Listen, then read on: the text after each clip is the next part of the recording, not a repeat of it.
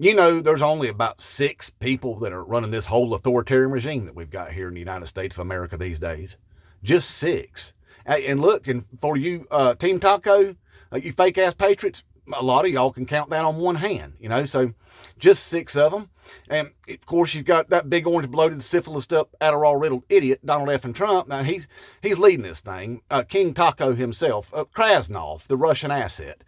So he's leading this thing. And then you got J.D. Vance. I'm a real boy. You got him there. Now he's second line. He's dictator in waiting there for, people like the Russell Vogt and the Peter Thiels and stuff. They want him up there at the tippy tops, you know, that Project 2025 thing too.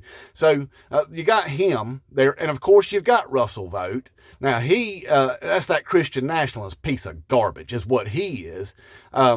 And the lead architect of Project 2025. You got Stephen Miller, who's a straight up effing Nazi.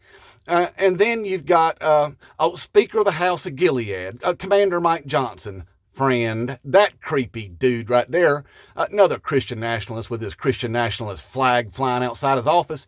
And then you've got, of course, Peter Thiel, who is wanting to use his Palantir drone swarms to run 24/7 surveillance in the skies of this country and run data collections on all of us constantly.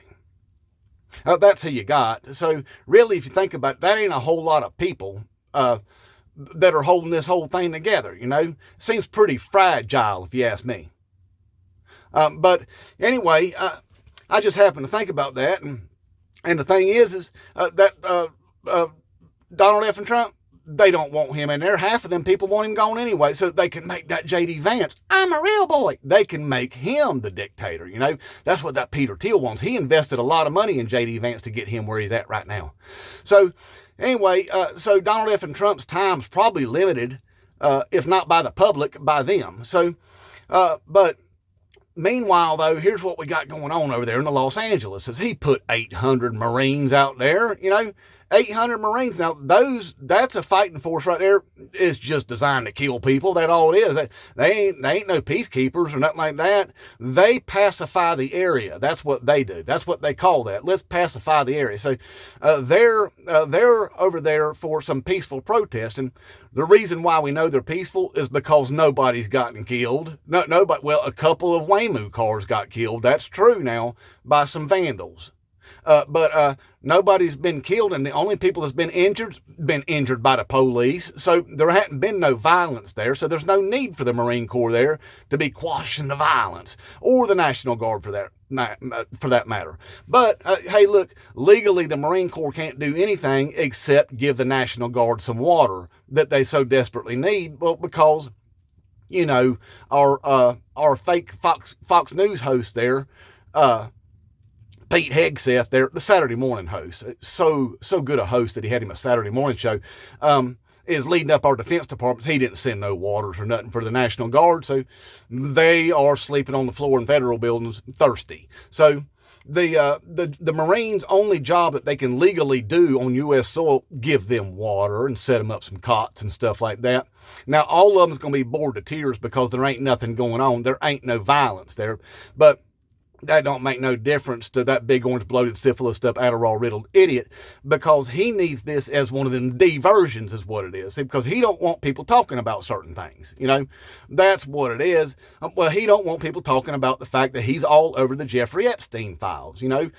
He don't want people talking about that. Yes, in fact, it's looking more and more likely that Katie Johnson, the little 13-year-old girl, back whenever he did what he did to her in Jeffrey Epstein's mansion, whenever they were besties, is actually a true story. He don't want people looking into that. So this is potentially just a big old diversion. People was talking about that. I think people should continue to talk about that. I do. I think people should continue to demand that Pam Bondi release everything unredacted on that, no matter who's caught up in it. That's what should be going on right now. People should continue to talk about it, and they will.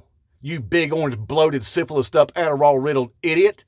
So that's another reason for a diversion. Another one is because he's trying to strike the same Iranian deal that President Obama put in place, and he dismantled, walked away from. He's putting that same one back in place is what he's doing, and that's an embarrassment to him. So he's doing that. He'd like for that to be covered up. Another thing he's wanting to be swept under the rug is the Ukrainians are kicking the Russians' ass there, and they're not telling Krasnov about none of it. They're keeping him out of the loop, because he's a Russian asset, and they know it.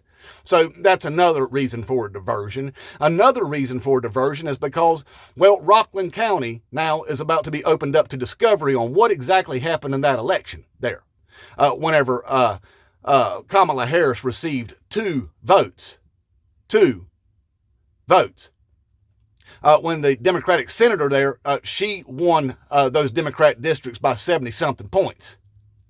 But somehow Krasnov there received all of the presidential votes. Yeah, that's opened up for discovery now. And then we have the Economic Times article that comes out and find out that a bunch of damn voting machines in 40% of our counties were altered prior to the election. The software, the firmware, all that stuff was altered, and they didn't report it to the public nor election officials. They tried to hide all of it, and they deemed these updates as a very low-level thing. In fact, they were not. They were major. See, in Rockland County, they have reports now that Kamala Harris didn't even appear on the ballot on those machines. She wasn't even there to vote for. So there's a lot coming out. Plus, Elon Musk, he's going to start telling on some stuff that he knows because, he ain't going down in the sinking ship by himself, is what I'm thinking. So there's a whole lot for him to be trying to distract people off of, is what I'm saying. And he needs to have him some martial laws going on before the crap hits the fan. That's what he has to do. He has to have some martial laws.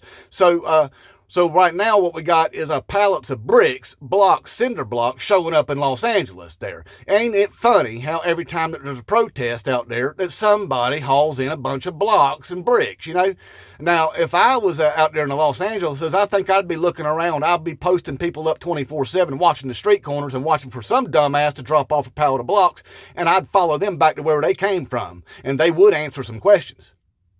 But anyway, they want to escalate this whole situation over there is what he wants, because he needs him some violence. And he's done told everybody, if you show up there to my military parade that I'm giving myself for my birthday, we're going to meet you with force.